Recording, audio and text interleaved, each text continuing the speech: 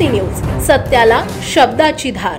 कर्मचाऱ्यांनी उद्धट वर्तन केल्याबाबत त्याला नोटीस दिल्याने सहाय्यक आरोग्य अधिकाऱ्याच्या चक्क कानशिलात लगावल्याचा प्रकार घडला। या प्रकरणी माजी नगरसेविकेच्या पतीसह तिघांवर गुन्हा दाखल करण्यात आला आहे। ही घटना मंगळवारी 5 तारखेला दुपारी 12 वाजताच्या सुमारास क्षेत्रीय कार्यालयामध्ये घडली आहे।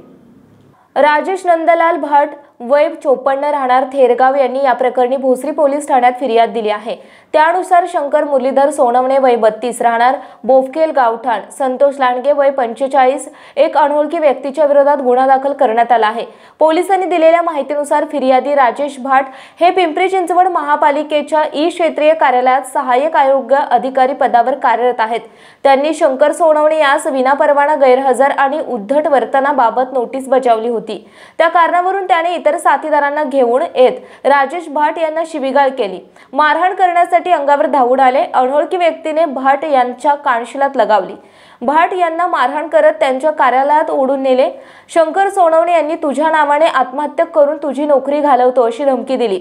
फिर्यादी शासकीय काम करत असताना आरोपींनी त्यांना अडथळा निर्माण केला असल्याचे फिर्यादीत म्हटलं आहे। संतोष लांडगे हे भाजपच्या माजी नगरसेविका सारिका लांडगे यांचे पती आहेत। पुणे तसेच पिंपरी चिंचवड परिसरातील महत्त्वाच्या बातम्या पाहण्यासाठी आजच आमच्या डिजिटल PCMC न्यूज चॅनलला सबस्क्राइब करा आणि बेल आयकॉन प्रेस करा।